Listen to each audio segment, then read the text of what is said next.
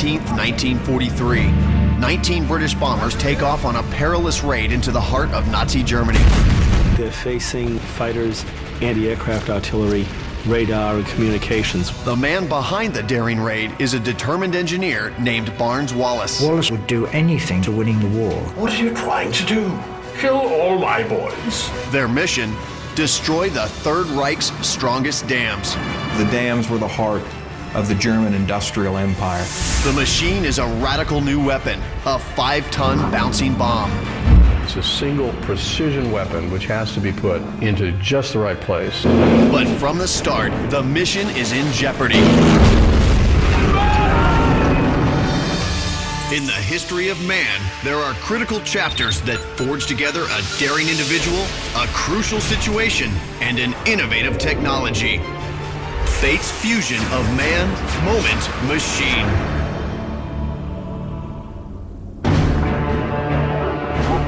May 1943.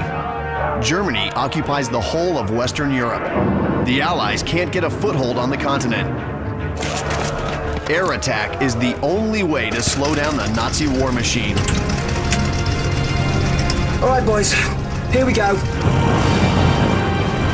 3 Lancaster bombers take off from Scampton Royal Air Force Base. The situation in England is bleak, but the men carry with them a fragile hope for a miracle.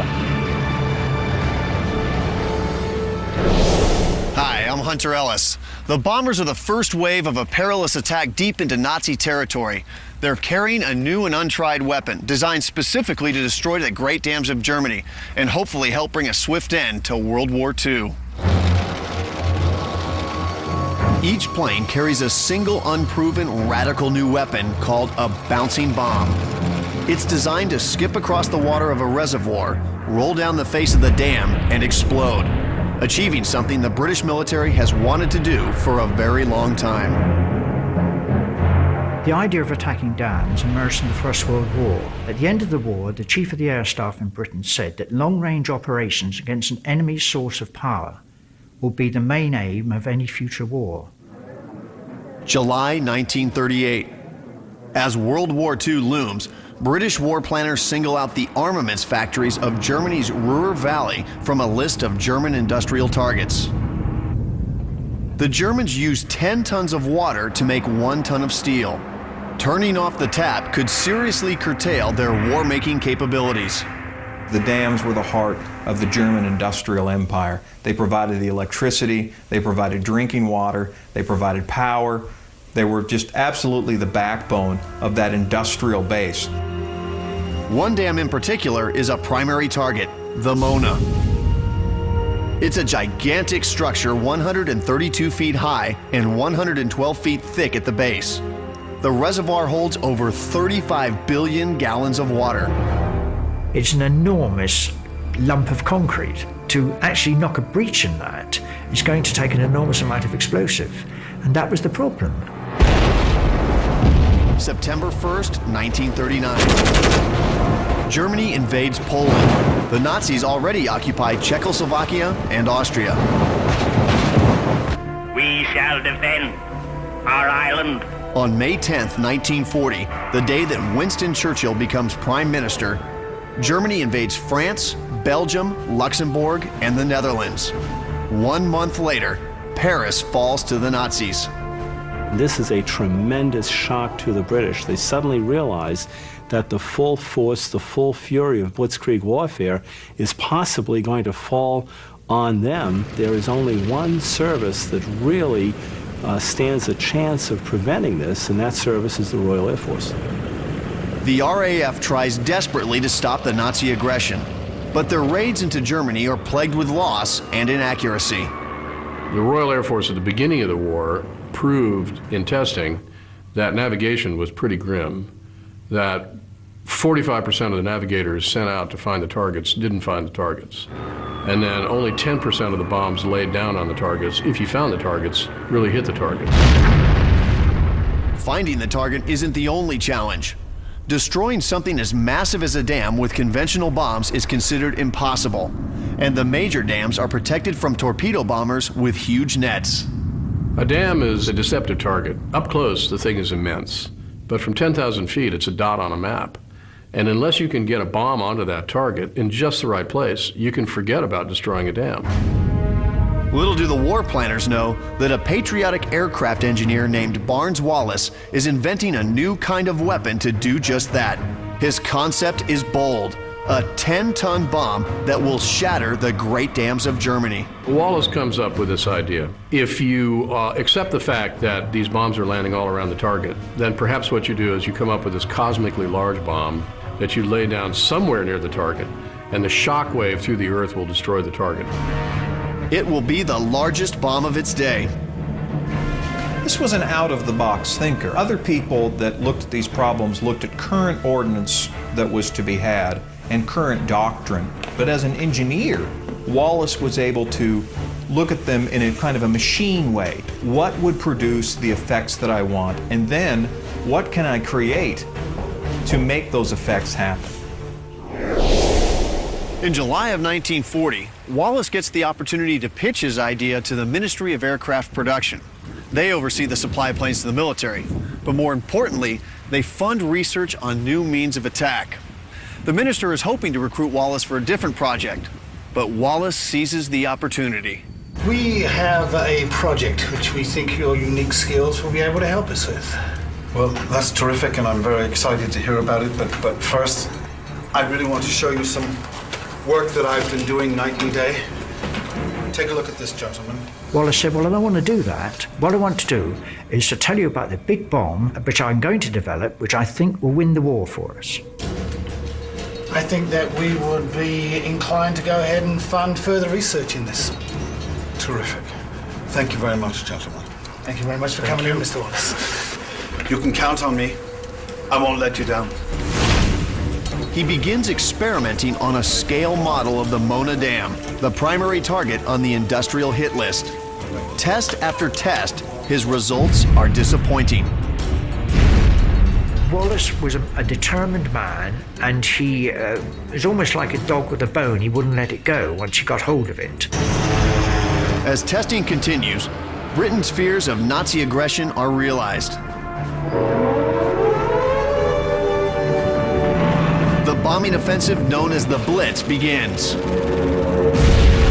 Over 8 months, from September 1940 to May of 1941, Nazi bombers drop 18,000 tons of explosives on England and kill over 30,000 people.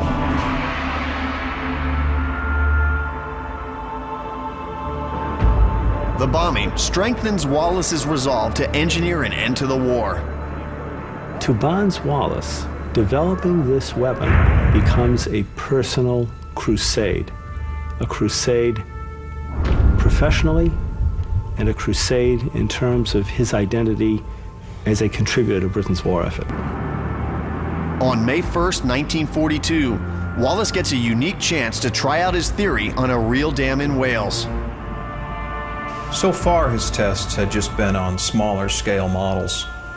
He really had no idea if the amount of explosive used and the connection to the explosive to the target would work.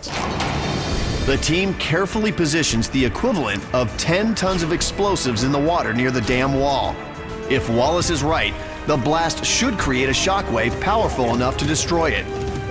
If he's wrong, it will be a serious setback for Britain's hope to crush the Nazi onslaught with a dam-busting bomb. 3, 2, 1.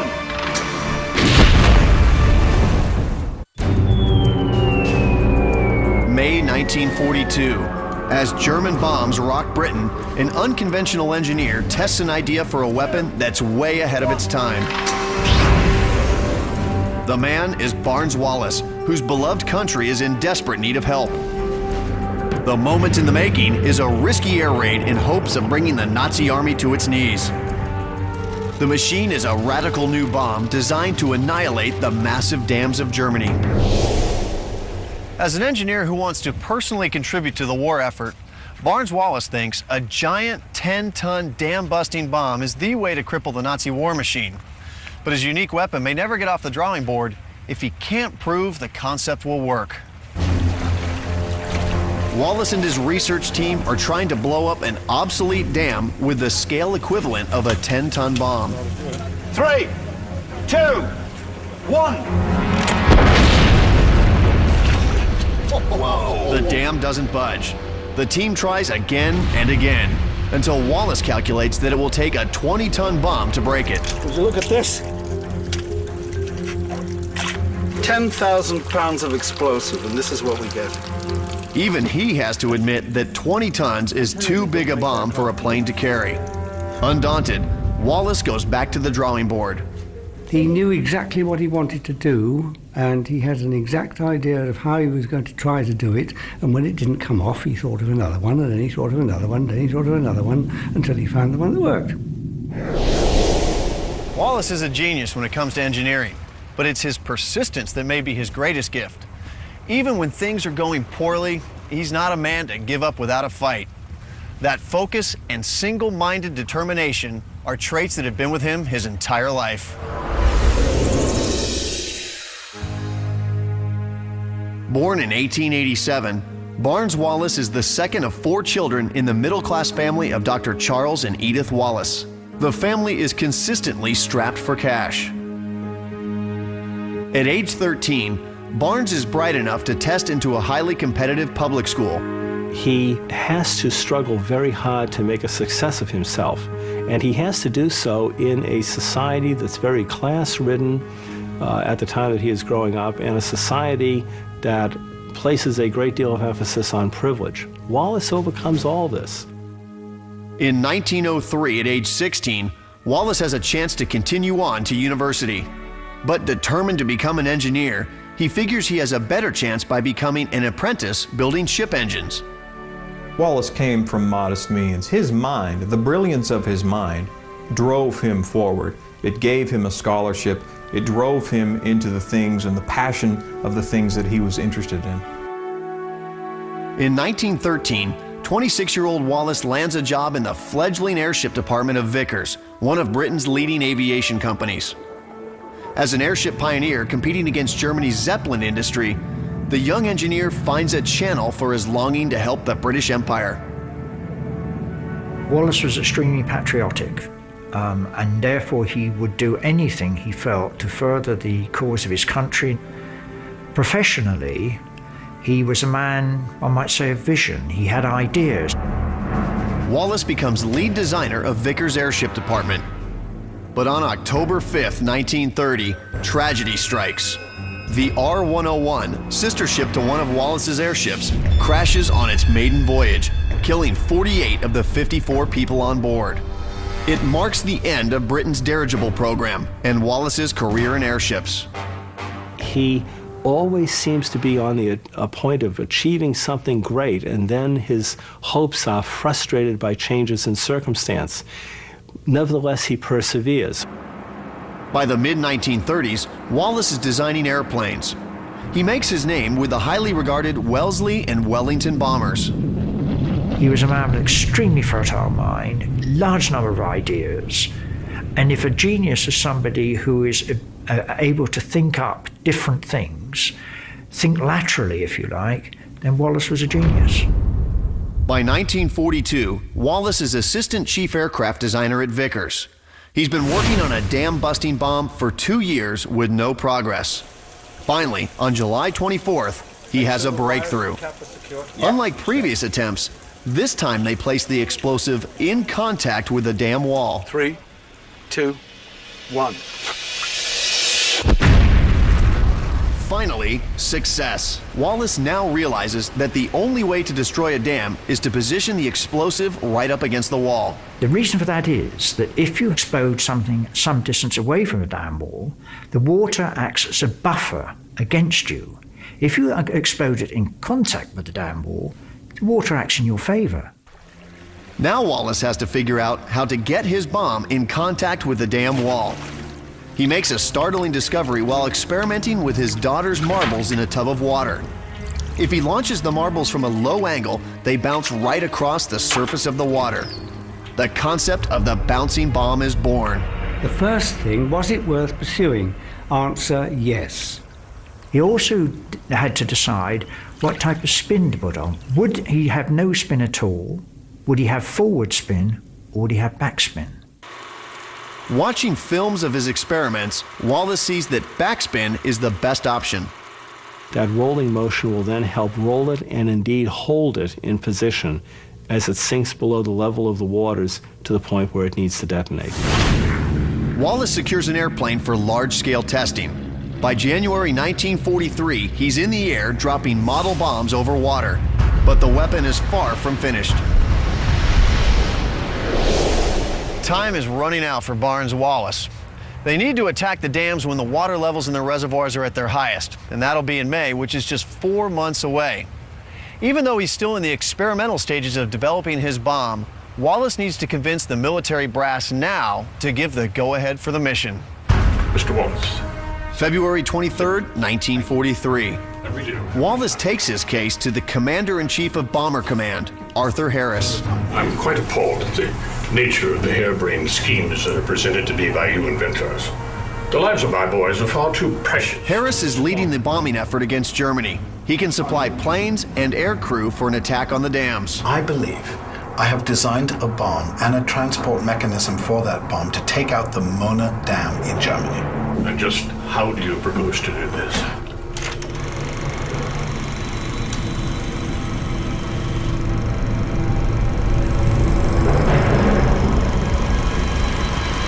What are you trying to do?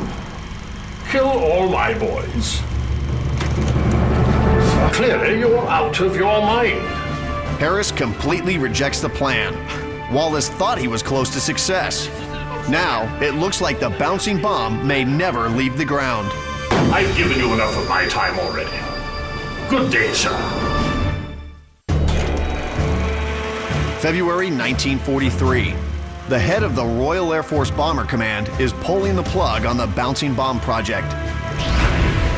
The man is Barnes-Wallis, a brilliant engineer whose plan to help the Empire is in jeopardy. The moment is an air attack on crucial Nazi dams, and precious time is slipping away. The machine is the bouncing bomb, a weapon so outrageous that it just might work. Clearly, you're out of your mind. Arthur Harris is dead set against assigning men and planes to such an untested and dangerous scheme. Here is Harris, fighting the war. He is just getting his best heavy bomber, the Lancaster, off the assembly line. And not only did this chap come along with this thing that he doesn't think will work, but what's more, he wants 30 Lancasters out of the 123 for that month to carry out his attack. So a combination of these things makes Harris very hostile.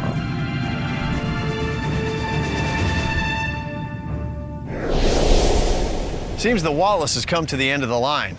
If he can't convince the head of Bomber Command to believe in his weapon, then there's no hope for a mission. After countless hours of research and development, the project comes to a grinding halt, until fate turns in Wallace's favor. Harris writes his superior, the head of the Royal Air Force, Air Chief Marshal Charles Portal. He tells him his opinion of Wallace's plan. I bet my shirt it will never work. But Portal is in favor of targeting the dams. Yeah, I understand the risk. Here, he thought, was an idea to attack this target, which had been identified as a major target since 1938. And in effect, he overruled Harris's objections. And look, if you want to win the war, bust those dams. 3 days later, on February 26, 1943, the orders come down from the top. We've decided to go forward with your mission. Oh, terrific. However, you must be ready to strike by May the 26th. Wallace now has just over 2 months to do what he has promised. He's overwhelmed by the awesome responsibility before him. He said, I felt sick because my bluff had been called. On many occasions, I said I only needed 2 months to produce it. But having done that, he immediately got down to work, and the very next day was working on the drawings. Wallace continues the air tests, but he's having problems. The prototypes don't bounce on a reliable path. With the deadline looming, the strain is showing. Anxiety all the time. Am I doing the right thing? Being in charge of something is the very devil. If you are answerable for the whole thing, then God help you. April 13th, 1943. On a test drop of a sphere at Reculver Beach, Wallace is dismayed to see the wooden shell break apart. But he notices that the cylindrical bomb casing continues to bounce. This is the eureka moment. Wallace decided, well, wait a minute, because one or two of these have actually bounced on, let's take the outside off and let us go with the cylinder alone. And that's another critical decision. Roughly 1 month before the operation takes place, they decide on the nature of the weapon. 4 weeks later, Wallace finally tests a live bomb for the first time. It bounces precisely on target for 800 yards. Wallace's design at last is working.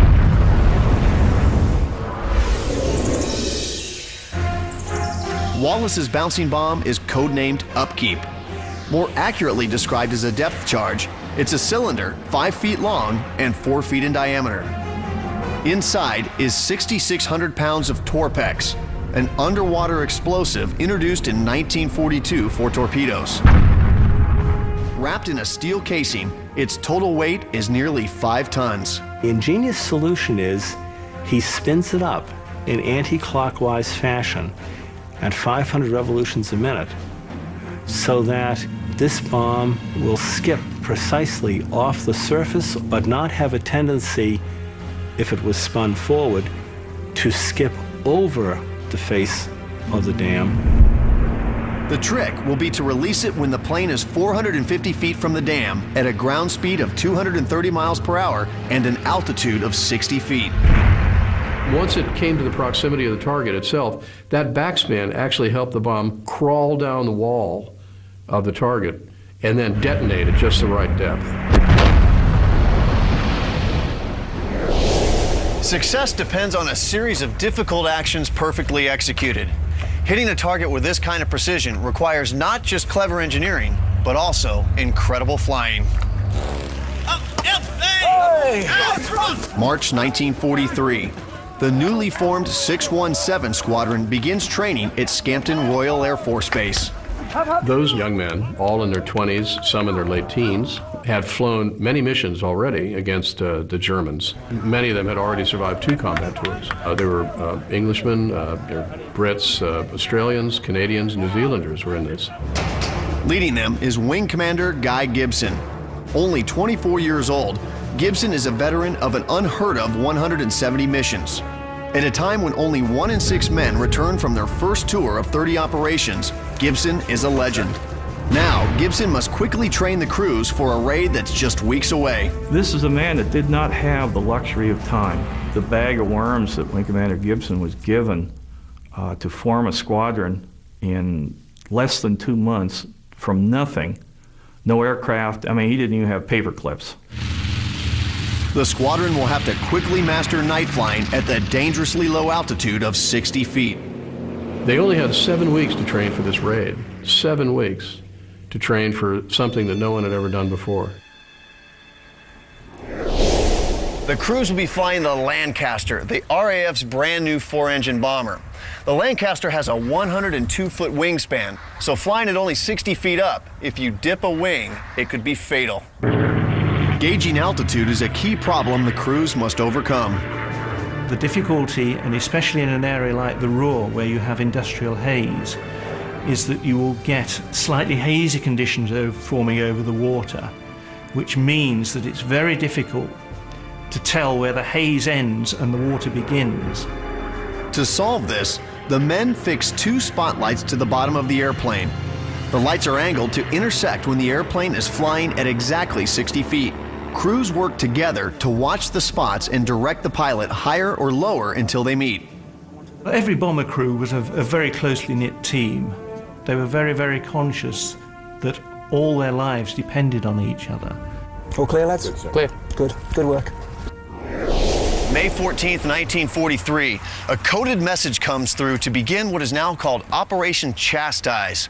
Barnes-Wallis has worked for 3 years, and the flight crews have dropped over 2,000 practice bombs in preparation for this moment. Men. May 16th, 1943. Wallace and Guy Gibson brief the crews. We're going to hit the major dams of Germany, including the Mona Dam. Here to explain the ops in a little more detail to you, Mr. Wallace. Thank you, sir. Gentlemen. The first time that the majority of the squadron ever met Barnes-Wallis was at the briefing. Everybody was sort of wondering, who is this man up there with this big shock of white hair and not in uniform, and what's he doing here to brief? I can see by the expressions on some of your faces you think this is a far-fetched idea. I assure you it's not. Please allow me to explain. They're facing the industrial heartland targets deep in the heart of very heavily defended German airspace, where you have interneted fighters, anti-aircraft artillery, radar, and communications, what we would call today an integrated air defense network. A very, very tough nut to crack. I know it will work, gentlemen, and I know you are the lads to do it.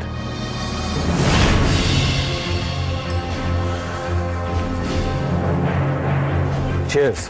Mr. Wallace, I'll see you in a couple of hours, sir. I'll buy the first round in the pub. First of many, sir. Good hunting, Commander. Don't let anything happen to you or your boys. If anything does, it won't be your fault. In the closing hours, Wallace considers the human cost that comes with his invention. He fears that for some of these men, this will be their last mission. May 16th, 1943. 19 bomber crews are about to embark on one of the riskiest raids of World War II. The man, Barnes-Wallis, has struggled to bring a new weapon to life. Now it's in the hands of 133 brave young men. The moment is here, a daring assault on the Nazi war machine and Germany's giant dams. The machine is the bouncing bomb, whose final testing ground will be the industrial core of an implacable enemy. At 9 p.m., the airmen head for their planes. I don't believe my father ever really talked about that he was going to die or thought he was going to die, but I think they all believed that they probably that night may not make it home. From this point on, Barnes-Wallis can only wait and watch as he passes responsibility to the crews. The operation presents unparalleled hazards for the airmen because they'll be flying at a dangerously low altitude within sight and range of Nazi guns. One mistake can mean disaster. In plane number 2 is 21-year-old Flight Sergeant John Fraser of the Royal Canadian Air Force. Married just 18 days earlier, he joins his pilot John Hopgood as bomb aimer. The navigator is fellow Canadian Ken Earnshaw, who reveals to Fraser dark feelings of foreboding. What do you think about tonight? I think we're going to lose a few. I think we're going to be one of them. The navigator's premonition is something that John Fraser's daughter will never forget. It was quite profound because he knew him, and I think the fact that Ken was saying that was a real reality check for both of them, and I'm sure they were both very frightened. At 9:39 p.m., their plane takes off with one of the huge bouncing bombs called Upkeep hanging from its belly. Okay, flight. Rear gunner. Prepare for takeoff. Here we go again, boys.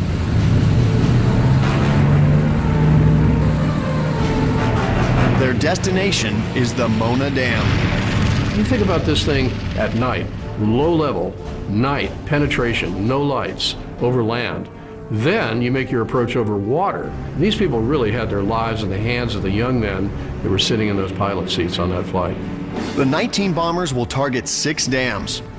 The first wave of 9 planes will start at the Mona and then go on to attack the Ader Dam. The next 5 planes will target the massive Sorpa Dam. The remaining 5 will stand by as a reserve. If all goes well, there are 3 additional dams on the target list. Wing Commander Gibson leads a formation of 3 planes.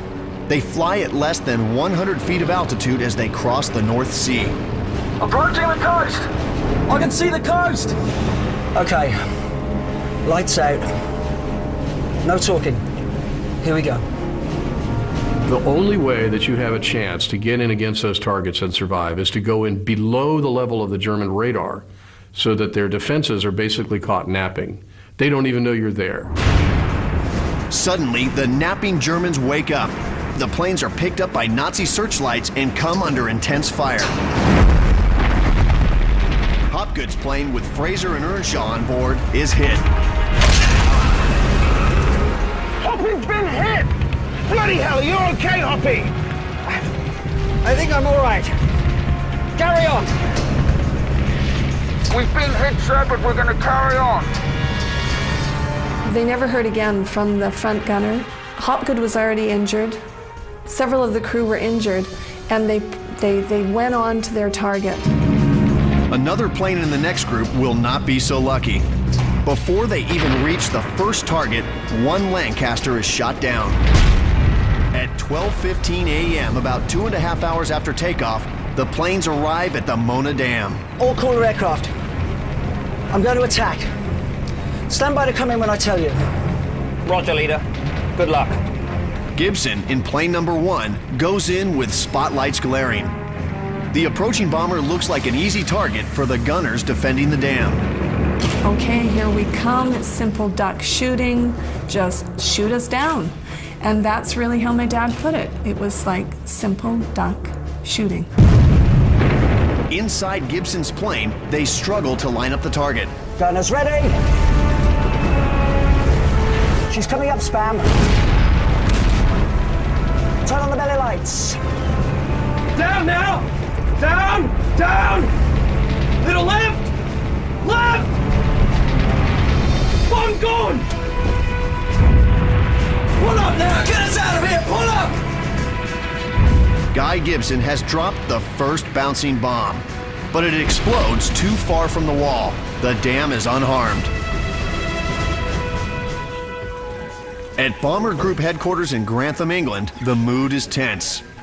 Wallace is there with a man who may be his greatest skeptic, the Commander-in-Chief of Bomber Command, Arthur Harris.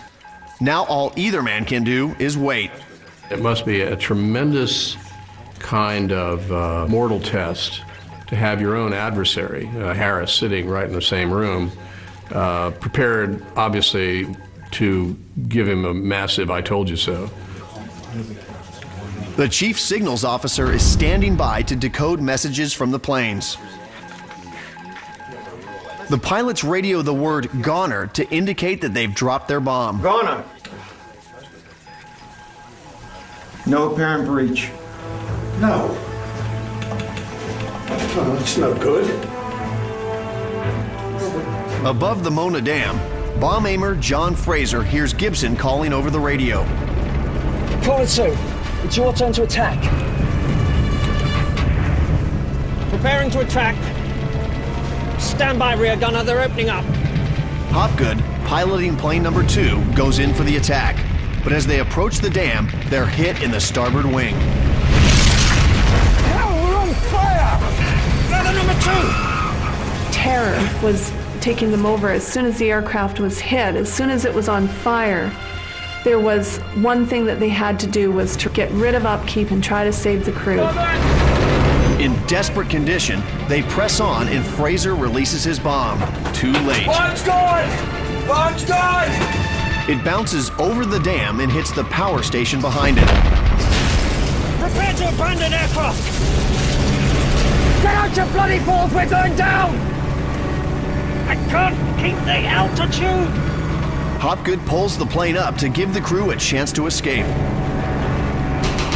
They make it to 300 feet when Fraser pulls the ripcord on his parachute and jumps. As he left the aircraft, his parachute had already deployed, and within something like 3 or 4 seconds, he'd hit the ground. That shows how low that they were. So, I mean, he was incredibly lucky to survive. Fraser sees his plane with Hopgood and his friend Earnshaw still on board crash in flames. For anybody to, first of all, have gotten out of that aircraft was a miracle. Anybody. But the fact that my father survived that without any real injury is an absolute incredible thing. Fraser walks away without a scratch. He spends the next 10 days on the run before he's captured and then spends the next 2 years as a POW. For him, the war is over. But for now, the Mona Dam still stands strong. Back in England, Barnes-Wallis is with Bomber Command Chief Harris, who is still convinced that Wallace has sent his men on a suicide mission. The idea among critics was that perhaps you could hit these with a bomb, but indeed you might be just hitting them and hitting them and hitting them with no real effect. So if you look at the overall percentages for success here, they're about 50-50. So far, it's all bad news. 2 planes are lost, and 2 bombs have failed to breach the dam. It seems that Harris may be right, and Operation Chastise is doomed. It's past midnight on May 17, 1943, and a bold attack on Nazi dams is underway. 2 planes have been shot down, and 2 bombs have failed to destroy the target. German gunners are defending the dam with everything they've got. The man, gifted engineer Barnes-Wallis, waits as hope for success grows dim.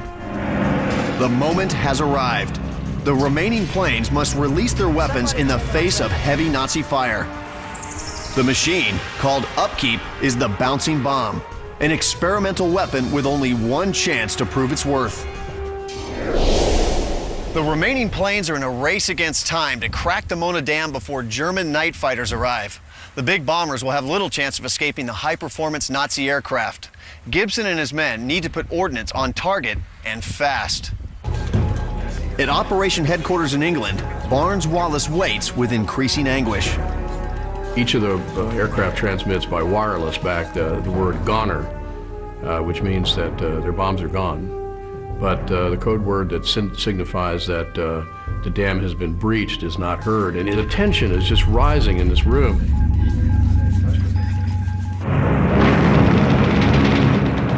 Over the Mona Dam, Wing Commander Guy Gibson calls the 3rd plane in to attack. Are you ready? Roger, leader.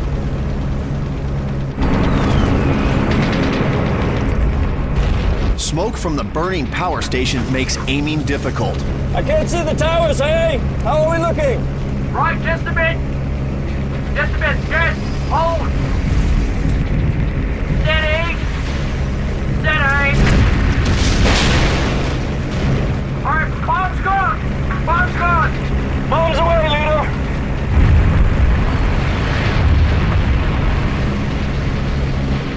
But this bomb, too, has no effect. These dams were very, very large, powerful, resilient dams. The Mona Dam dated to 1912. It was the largest in Europe. All of them necessarily could possibly be tremendous absorbers of punishment. Gibson calls in the 4th plane. Right, go ahead, Cooler 4. Okay, flight leader. Cooler 4, commencing bomb run. Let me know when you're in position.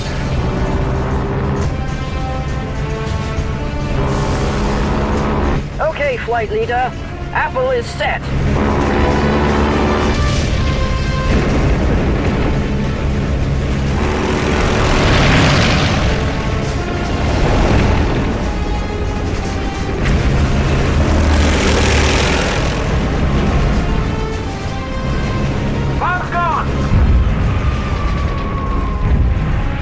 Nothing happening.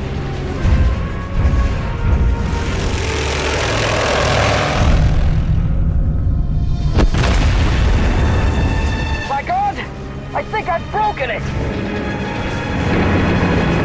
With the dam now severely cracked, flight crews are counting on the 5th plane to hit its mark and bring down the Mona.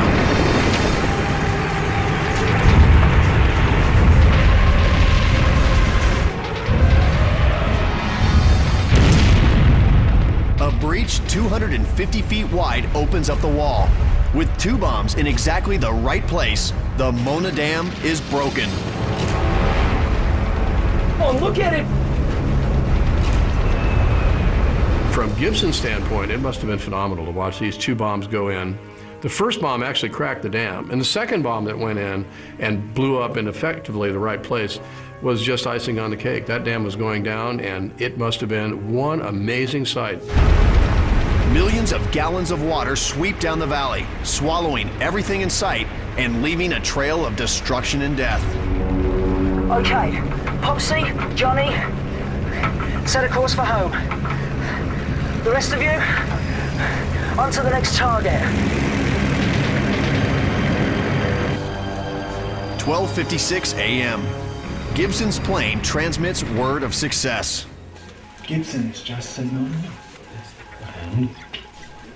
They've done it. They've done it. Bravo! Bravo! They've done it! They've done it! And Harris, here's this phlegmatic, taciturn, stony-faced CNC of Bomber Command, leaps from his seat, pumps his fists in the air, and says to Wallace, "Wallace, you could sell me a pink elephant." The planes go on to break one more dam, the nearby Ader. Crews from the second and third waves damage the Sorpa and one other dam. As the sun rises, the survivors touch down at Scampton Airfield. Although the mission is successful, the mood is somber. We did quite well, Mr. Wallace. Out of the 19 airplanes to take off in that mission, 8 are lost. If you take a look at the air crew, the number of air crew that are lost in that flight, you lose 56 people. That represents 42% losses. A very, very, very costly mission. Industry in the Ruhr Valley halts. 11 factories, including ironworks and armaments plants, are completely destroyed. 114 more are damaged. Power stations, bridges, and a military airfield are swept away by the flood, as are more than 1,200 people. Upkeep had perhaps more physical impact than its critics have given it credit for. It certainly didn't win the war, and it certainly didn't have a long-term devastating effect on German industry. However, in the immediate area of the Möhne Dam, it was classed a catastrophe by the local authorities. Winston Churchill is in Washington when the news breaks. He receives a standing ovation in Congress. Guy Gibson and 33 others receive medals, and the king pays a visit to the squadron. What it came to be is one of those times when ordinary men did extraordinary things in the face of almost incalculable odds and achieved an objective which no one, certainly not the Commander-in-Chief of Bomber Command himself, had thought would be possible, and they carried it off. But the bouncing bomb will never be used again. The Germans knew darn well what it could do, and immediately after the operation, within 48 hours, it started to reinforce the dams with anti-aircraft guns, with smoke screens, with searchlights, and so dams virtually were off the agenda. And if you didn't use them against dams, it was very difficult to see what you could use them against. The dams raid is the start of a long relationship between Wallace and 617 Squadron. Over the next 2 years, he designs 2 more bombs that the squadron drops on German targets. He even realizes his dream of a 10-ton bomb. You have many people throughout the course of history who were technological savants who effected changes or inspired other people to do things that was far outside their ordinary capabilities. And Wallace was clearly one of those people. It's the human spirit which marshals itself against identified evil and says, I can defeat that, I can use my skills, I can use the technology that we know, and we will accept the risk. Wallace continues to create innovative weapons and aircraft for the rest of his life. His last project is a Mach 5 airliner designed to fly from London to Australia in 3 hours. Like many of his ideas, it's ahead of its time and is never made. In 1979, 92-year-old Barnes Wallace dies peacefully in his sleep. Barnes Wallace and his bouncing bomb arrive at just the right moment in the war when the British are desperate enough to take a chance on a long shot. On a moonlit night in May 1943, one man's ingenious device, combined with the bravery and dedication of the Lancaster air crews, strike a blow to the Nazi war machine. The M3 Factor's power to shape history is a subject we'll continue to explore on Man, Moment, Machine.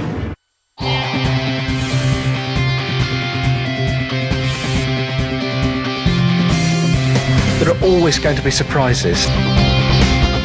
You don't have to speak the language to be able to interact with people. Knowing that can make you One dam in particular is a primary target, the Mona. It's a gigantic structure 132 feet high and 112 feet thick at the base. The reservoir holds over 35 billion gallons of water. It's an enormous lump of concrete. To actually knock a breach in that is going to take an enormous amount of explosive, and that was the problem. September 1st, 1939. Germany invades Poland. The Nazis already occupied Czechoslovakia and Austria. We shall defend our island. On May 10th, 1940, the day that Winston Churchill becomes Prime Minister, Germany invades France, Belgium, Luxembourg, and the Netherlands. 1 month later, Paris falls to the Nazis. This is a tremendous shock to the British. They suddenly realize that the full force, the full fury of blitzkrieg warfare is possibly going to fall on them. There is only one service that really stands a chance of preventing this, and that service is the Royal Air Force. The RAF tries desperately to stop the Nazi aggression, but their raids into Germany are plagued with loss and inaccuracy. The Royal Air Force at the beginning of the war proved in testing that navigation was pretty grim, that 45% of the navigators. But the men carry with them a fragile hope for a miracle. Hi, I'm Hunter Ellis. The bombers are the first wave of a perilous attack deep into Nazi territory. They're carrying a new and untried weapon designed specifically to destroy the Great Dams of Germany and hopefully help bring a swift end to World War II. Each plane carries a single unproven radical new weapon called a bouncing bomb. It's designed to skip across the water of a reservoir, roll down the face of the dam, and explode, achieving something the British military has wanted to do for a very long time. The idea of attacking dams emerged in the First World War. At the end of the war, the Chief of the Air Staff in Britain said that long-range operations against an enemy source of power will be the main aim of any future war. July 1938. As World War II looms, British war planners single out the armaments factories of Germany's Ruhr Valley from a list of German industrial targets. The Germans used 10 tons of water to make 1 ton of steel. Turning off the tap could seriously curtail their war-making capabilities. The dams were the heart of the German industrial empire. They provided the electricity, they provided drinking water, they provided power. They were just absolutely the backbone of that industrial base. 1943. 19 British bombers take off on a perilous raid into the heart of Nazi Germany. They're facing fighters, anti-aircraft artillery, radar, and communications. The man behind the daring raid is a determined engineer named Barnes Wallace. Wallace would do anything to winning the war. What are you trying to do? Kill all my boys. Their mission, destroy the Third Reich's strongest dams. The dams were the heart of the German industrial empire. The machine is a radical new weapon, a 5-ton bouncing bomb. It's a single precision weapon which has to be put into just the right place. But from the start, the mission is in jeopardy. In the history of man, there are critical chapters that forge together a daring individual, a crucial situation, and an innovative technology. Fate's fusion of man, moment, machine.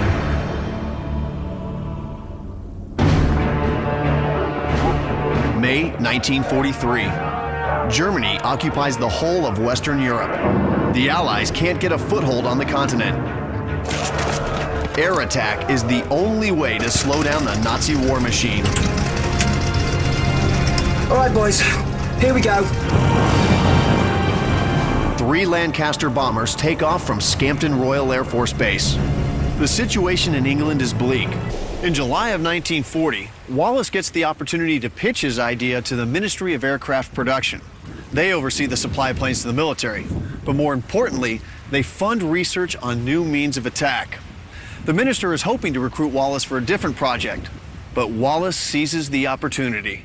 We have a project which we think your unique skills will be able to help us with. Well, that's terrific, and I'm very excited to hear about it. But first, I really want to show you some work that I've been doing night and day. Take a look at this, gentlemen. Wallace said, well, I don't want to do that. What I want to do is to tell you about the big bomb which I'm going to develop, which I think will win the war for us. I think that we would be inclined to go ahead and fund further research in this. Terrific. Thank you very much, gentlemen.